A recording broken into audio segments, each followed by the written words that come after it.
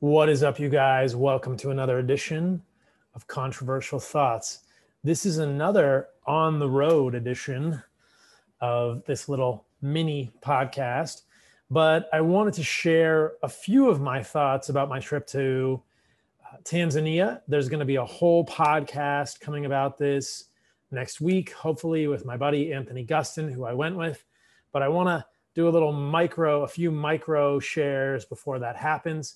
I talked about this in my newsletter this morning. If you are not subscribed to my newsletter, go to heartandsoil.co. I write little daily newsletters with stuff that I hope will be helpful for you guys, and then longer editions on Sunday, which includes science and all kinds of other good stuff that I've been thinking about throughout the week. But one of the thoughts I had this morning, and what I want to talk about briefly in this little controversial thoughts video, is the thing that I missed most while I was in Tanzania. And I think that this was definitely the ability to control my own food completely, to know where all of my food was coming from. If you guys heard the podcast earlier this week with my friend Monsell Denton about hunting and whether it's a fundamental part of the human experience, you'll have some idea of the fact that when you are hunting, our history as humans is as hunter-gatherers. And these people that I stayed with in Tanzania, the Hadza, are some of the last remaining hunter-gatherers on the planet. When you hunt and gather your food, when I spent time walking in the bush with them, walkabout, quote unquote, we knew exactly where the food we were eating had come from. We killed a baboon, we killed a genet cat, we killed which is also known, which is like a small cat in the bush. We killed a bush baby, which is also known as a galago. It's a small nocturnal primate. And we killed a couple of dik-diks, which are small ruminants, like very mini deer.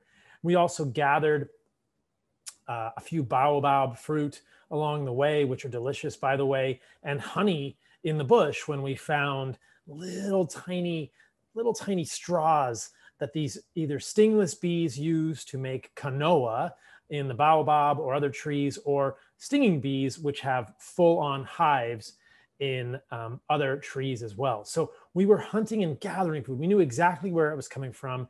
There were no additives, there were no pesticides, there were no seed oils, there was no processed sugar, there were no colorings, there were no flavorings, there were no dyes. There was nothing funky in our food. We knew exactly where it was coming from. And when we were hunting these animals, we knew what we were getting. And then we would take them back to camp and cook them very fresh over a fire. And those were some of the best meals I've had in my life. Those were definitely the best meals and the best food I had while I was in Tanzania.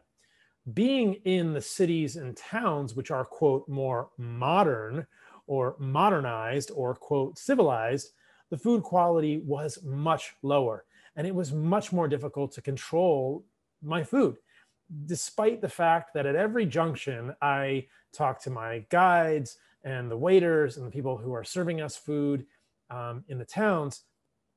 And I tried to communicate to them through Swahili, which is obviously a language barrier, but some of them spoke some English, that I didn't want seed oils, that I didn't want sauces, that I didn't want anything funky in my food. I just wanted them to take meat and put it on a grill and grill it. And that was very hard. And there were a number of times on my trip that I got meat that clearly had some kind of seed oil or some kind of non-tallow, non-animal fat on it, that they cooked it in, that this in their modernized, civilized world has become more of the norm. Unfortunately, seed oils have crept into even rural Tanzania, and you would see them on the side of the road. There would be, roadside stands everywhere with fruit that was grown locally, probably sprayed with some degree of pesticide, unfortunately, because we would see that as well. And then we would also see just plastic bottles of seed oils. And it was so ironic talking to one of the guides from our trip, saying that he's been told by his physician to not eat animal fat, to not eat tallow, because animal fat and red meat causes diabetes, according to this guy.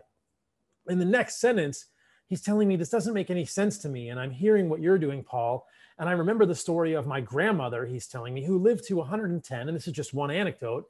And who knows if that record keeping was accurate with her age, but she actually told him, his name is Gasper. She actually told Gasper, if you want to be my friend, bring me animal fat, bring me cow fat. Don't bring me these, quote, flour referring to sunflower oils.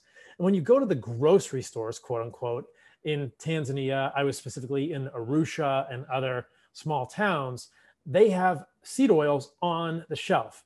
And next to it, they have tallow often. And the seed oils are much more expensive than tallow. So there's this total distortion of what is actually healthy.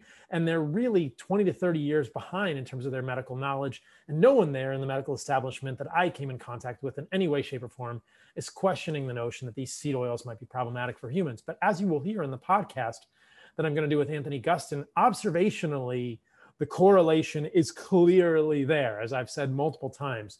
The Hadza don't eat any seed oils. They have all animal fat. They look very healthy. They do not suffer from chronic disease. You move into the cities, people become obese, fat, and rates of diabetes are skyrocketing. Now, there are many variables. This is not a causative inference that I'm trying to draw, just an observation and really trying to reconstruct or reverse engineer in my mind things that might even be correlated or be connected with this explosion of diabetes. It was really fascinating to see it play out because there is a stark contrast. In Tanzania, you have this group of hunter-gatherers that still exists. They are quickly vanishing, but there's really not many other places on the planet like this. Perhaps Namibia, where I want to go very soon once it reopens from coronavirus and see the sun. But this contrast doesn't exist in many places on the planet. We saw it distinctly here. But the meals with the Hadza were clean. We hunted the food. We knew exactly where it was coming from. The meals in the cities, we couldn't control. It was so frustrating and so difficult. So that was really the thing I missed most when I was in Tanzania. And it began to highlight the fact that if we want to be optimally healthy, we need to do our own research. I hope to be able to offer you all information that I find compelling and give you data that you can use to make your own choices in your life. And whatever we decide that we think is the most clear way to health, we need to be able to control our food and do that. We need to make intentional choices every day of our life. We cannot leave our health up to someone else. That doesn't work. You can go to a restaurant and they might think that cooking in seed oil is healthy because they've been told that, or they might think that cooking in seed oil is going to make the food taste the best for you. Or you might go to a doctor who thinks a seed oil is healthy because it lowers your LDL, but that may not actually be part of a paradigm that holds any water, as I've spoken about in the past with regard to cholesterol.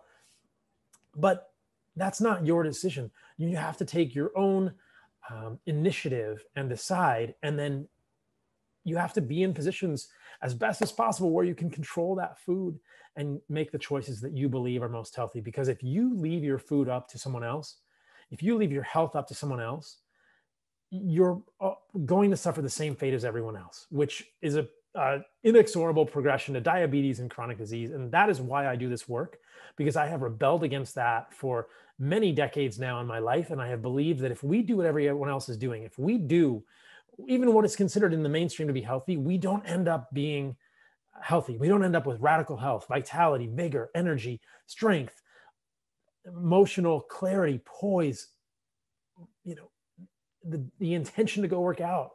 We don't end up with these things, libido, good sleep, a good mood. That's not what happens when we try and make the choices that are, when we make choices that are based upon what we are told is healthy in the mainstream or is good for us in the mainstream. It simply doesn't happen. Even when we try and make, quote, healthy choices, rates of diabetes and chronic disease are skyrocketing despite increased adherence to what is considered healthy in the mainstream. So we have to break outside of this. We have to challenge this norm. We have to think for ourselves. And that's why it's so cool to spend time with the Hadza, because they are living the way that humans have lived for millions of years. They are truly a time machine. They're not perfect. They're clearly adulterated. The missionaries have been there. They are eating ugali, which is cornmeal sometimes. And I'll talk about that on the full podcast next week with Anthony Gustin. But for the majority of their diet, they are eating foods they have hunted and gathered. There's no seed oil. There's no processed sugar. There are no preservatives. And they are not suffering chronic disease. So we need to study this. And the juxtaposition is fascinating. While I was in Tanzania, it was super frustrating to not be able to control these things sometimes. Thankfully, I had brought deer jerky that I had made from deer that I'd hunted earlier this year. I'd also brought desiccated organ supplements from Heart and Soil. So I had these things as a backup. This is why we do what we do at Heart and Soil. This is why I do what I do as a physician and someone that wants to contribute valuable things to you. in terms of how we can navigate this twisty, windy, dark, dank, muddy path to health, because we've just been told so many things that are incorrect. And the Hadza give us a clear light to where we've been as humans. And that's what was fascinating to me about it. And the juxtaposition with what was unable or very difficult to do in mainstream, quote, Tanzania, in the cities and towns was striking. So when I couldn't get good food, I would eat the deer jerky. I would use the supplements that we had from Heart and Soil. If you need more of those, check us out at Heart and Soil. Bone Matrix is coming soon. I brought beef organs and histamine and immune and gut and digestion, and those saved my butt.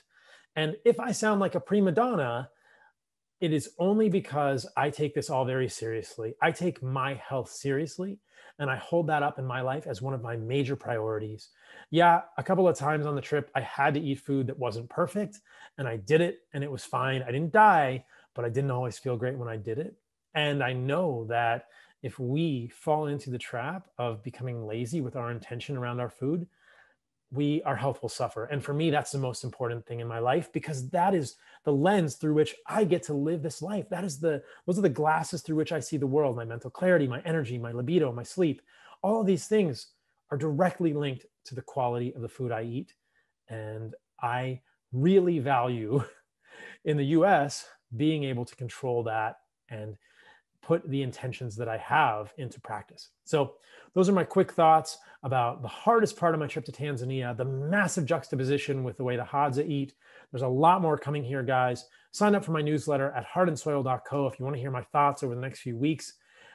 Get the Sunday newsletter, which is longer. Get the daily little snippets of what I'm thinking about.